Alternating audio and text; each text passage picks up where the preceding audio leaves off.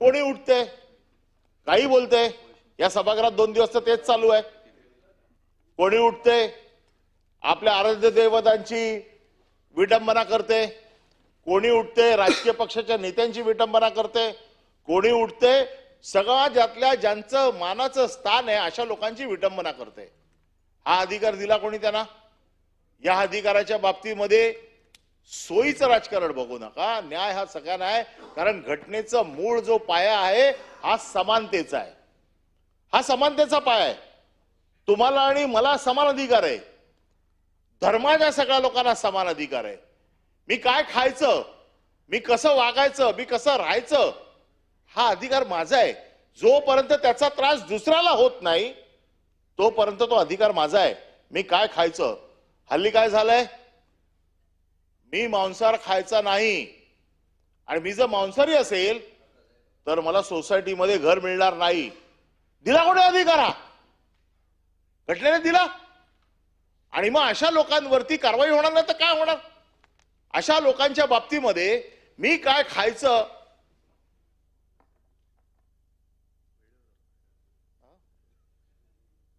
मी काय खायचं हा अधिकार कोणाचा आहे? माझा आहे ना। माझ्या अधिकारावरती गदा आणणारा कोण आहे? एक समाज उठतो आणि सांगतो की मांसाहारी लोकांना या सोसायटीमध्ये राहायला देणार नाही का, तर ते मांसाहारी आहेत म्हणून। हा अधिकार दिला कोण?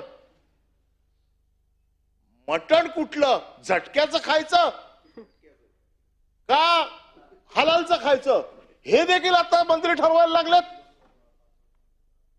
हा कायदा कोणी आणला? नाही, तुम्ही व्हेज आहात पण कृत्य सगळी नॉन व्हेज आहेत।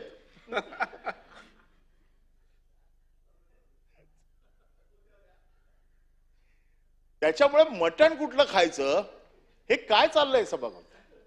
ज्या घटनेच्या आधारावरती, ज्या घटनेने मला अधिकार दिलाय, ज्या घटनेने मला राहण्याचा अधिकार दिलाय, खाण्याचा अधिकार दिलाय, मंत्री उठतायत आणि सांगतायत मल्हार असेल तरच खायचं, नाही तर खायचं नाही। म्हणजे तुम्ही काय करताय? 2 धर्मामध्ये तुम्ही तेढ करताय, 2 धर्मामध्ये तुम्ही फूट पाडताय। ज्या काय आता सध्या जे काय महाराष्ट्रात वातावरण आहे, जातीय दंगलीच्या पार्श्वभूमीवरती वातावरण तयार केलं जाते। आम्ही देखील हिंदू आहोत आणि हिंदू असल्याचा मला सार्थ अभिमान आहे, हिंदू असल्याचा मला बिलकुल दुःख नाही, अभिमान आहोत।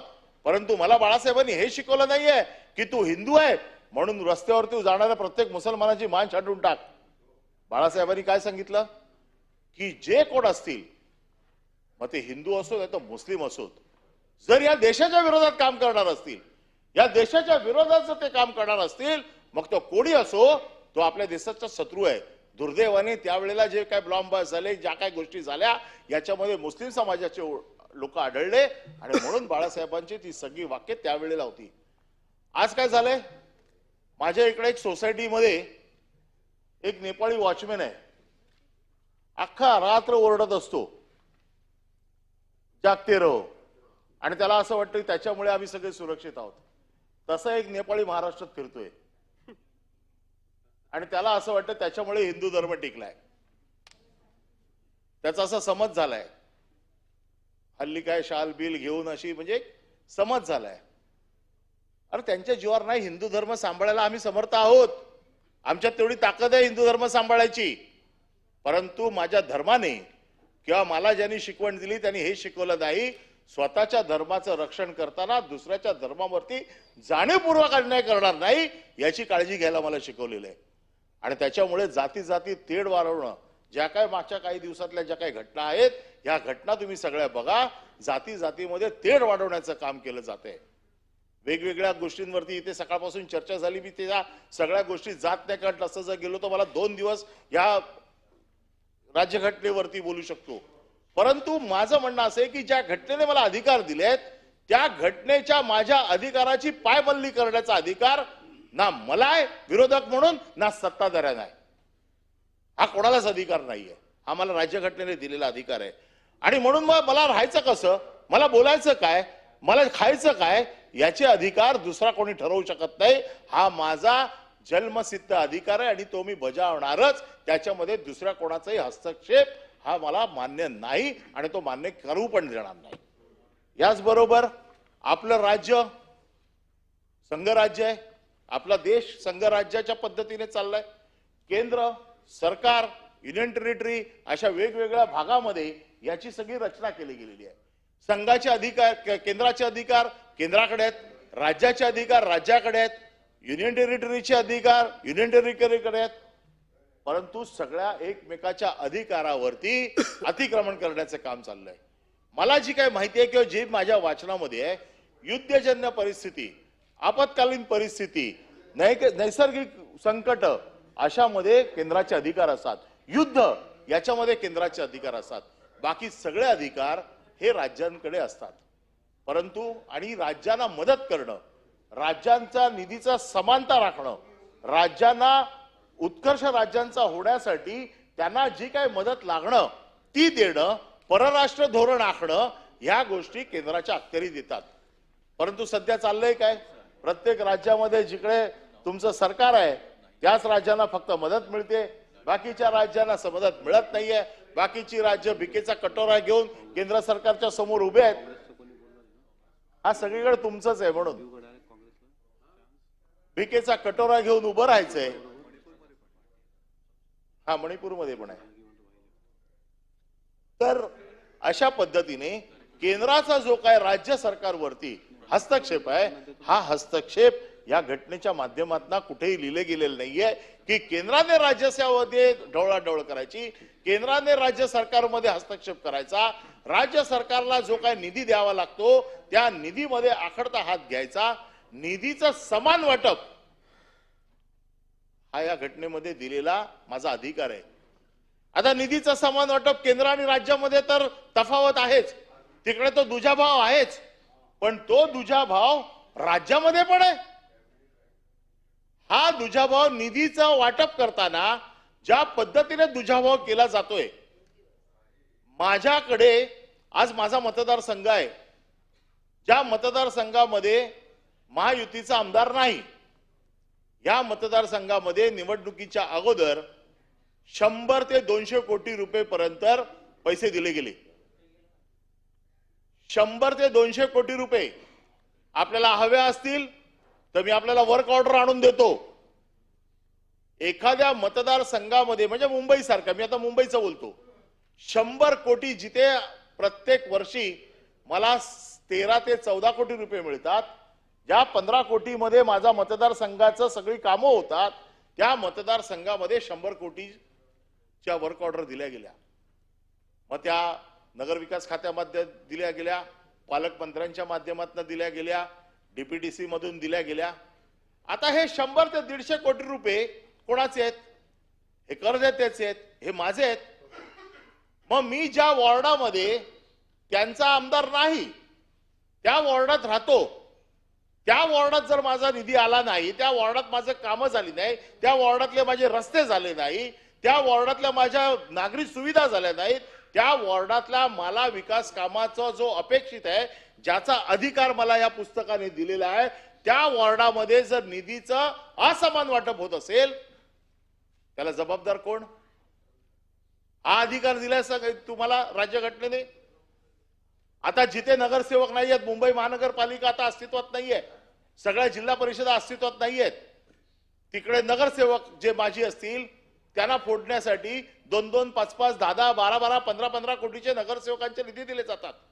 माझा काय दोष आहे की मी त्या वॉर्डात राहतो ज्या वॉर्डामध्ये माझा नगरसेवक नाहीये, त्या राजकीय पक्षाचा नगरसेवक नाही, त्या वॉर्डाला एका वॉर्डाला पैसे मिळतात, एका वॉर्डाला पैसे मिळत नाही.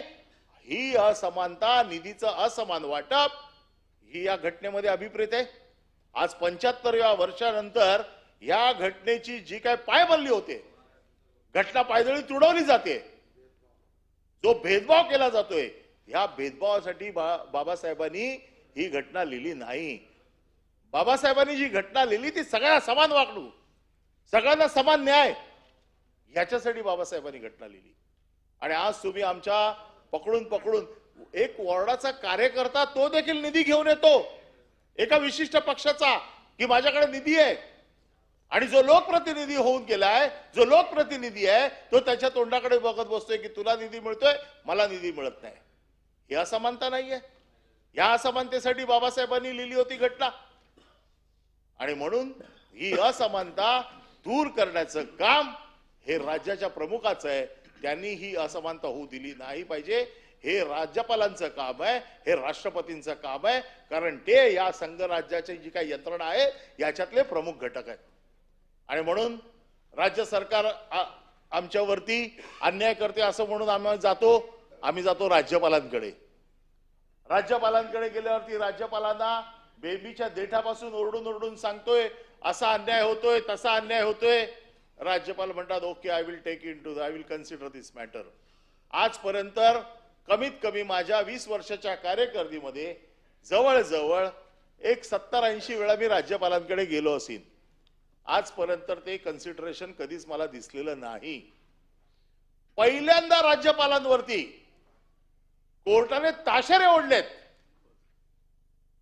राज्यपाल हे पद असं आहे, घटनात्मक पद आहे, ज्या पदाची गरिमा आहे, ज्या पदाचा दर्जा आहे, त्या पदाच्या दर्जावरती कोर्ट ताशेरे ओढतं. याच्यासाठी बाबासाहेबांनी घटना लिहिली होती की घटनात्मक पदावर बसून तुम्ही एका राजकीय पक्षाचं काम करताय. याच्यासाठी बाबासाहेबांनी घटना दिली आहे. त्यांनी जी पदं लिहिलेली आहे त्याच्यामध्ये घटनात्मक पद काय, घटनात्मक पदांचा दर्जा काय, घटनात्मक पदांनी काय काम करायला पाहिजे, या सगळ्या घटनात्मक पदांच्या कामाचा दर्जा मागच्या काही कालावधीमध्ये राज्यपालांच्या हस्ते तुडवला गेला. आणि म्हणून राज्यपालांवरती, मग ते राज्यपाल नियुक्त आमदारांची केस असू देत, राज्यपालांनी सरकार स्थापनेच्या वेळेला घेतलेली भूमिका असू देत, या दोन्ही गोष्टींमध्ये राज्यपालांवरती ताशेरे आले. राज्यपालांवरती ताशेरे येणं हे काय महाराष्ट्राच्या संस्कृतीला, महाराष्ट्राच्या अभिमानाला शोभणारी गोष्ट नाहीये.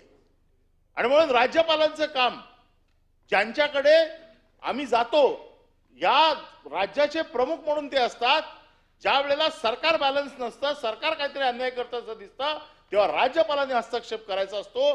आणि ही जी काही संघ पद्धती जी आहे, ज्याच्यामध्ये केंद्राने एक माणूस आपला ठेवलेला आहे की काम बरोबर चालतंय की नाही बघा, इकडे काही चुकीचं नाही चाललंय ना ते बघा. पण आता सध्या काय चाललंय, वरून सूचना जशा येतात तशा पद्धतीने राज्यातल्या विरोधी पक्षाला चेपण्याचं काम चाललंय. अरे खालच्या सभागृहात अजून आम्हाला विरोधी पक्ष नेता दिला नाही. आम्ही फक्त म्हणतोय की लिहून द्या आम्हाला की का देत नाही म्हणून. आमचं म्हणणं असं नाहीये, तुमचा नियम आहे ना संख्याबळ, मग लिहून द्या संख्याबळ नाहीये म्हणून. लिहून का देत नाहीये? प्रथा परंपरा कुठल्या त्या तर लिहून द्या. हे तर आम्ही किती दिवस मागतोय. अरे तुम्हाला जो कोण ब्रीफिंग देतोय ना त्याला सांगा हे आम्हाला लिहून द्या. संख्याबळ नसेल तर संख्याबळ नाही लिहून द्या, प्रथा परंपरा असेल तर प्रथा परंपरा लिहून द्या, पण लिहून तर द्या. उद्या अधिवेशन संपतंय, विरोधी पक्ष नेता ठेवायला तुम्हाला काय भीती आहे एवढी? असं काय विरोधी पक्षाला एवढं घाबरायचंय? मग म्हणूनच म्हटलं हे वरच्या सभागृहात आहे, खालच्या सभागृहामध्ये द्या. आणि ते तुमचं म्हणणं असं असेल की प्रथा परंपरा नाहीये, तुमचं म्हणणं असं असेल की तुमच्याकडे नंबर नाहीये, आम्हाला लिहून द्या. ऐका मंत्री महोदय, उद्या त्यांच्या भावना व्यक्त दिलंय, त्यांना त्यांच्या भावना व्यक्त करू द्या. नाव दिलंय, आमचं नाव दिलंय. तुम्ही बोला. आणि म्हणून माझं मत असं आहे, तुम्ही बोला.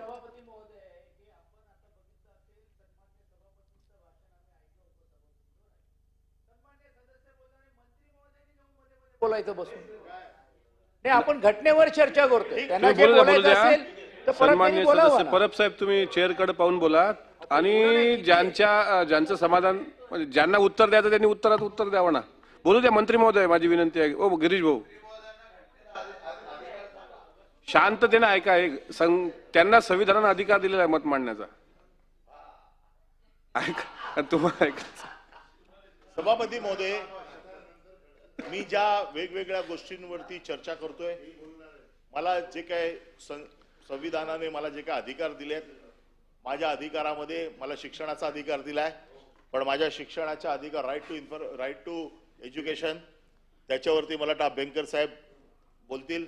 आमच्याकडे जे काय अधिकार मला दिलेले आहेत, या अधिकारावरती सगळ्यात महत्वाचा अधिकार जो मला दिलेला आहे, मला कसं राहायचं, मला कसं बोलायचं, मला काय करायचं, मला कुठे स्थायिक व्हायचं, मी काय करणार, हे जोपर्यंत दुसऱ्याच्या अधिकारावरती मी अतिक्रमण करत नाही तोपर्यंत माझ्या अधिकारावरती कोणी गदा आणू शकत नाही.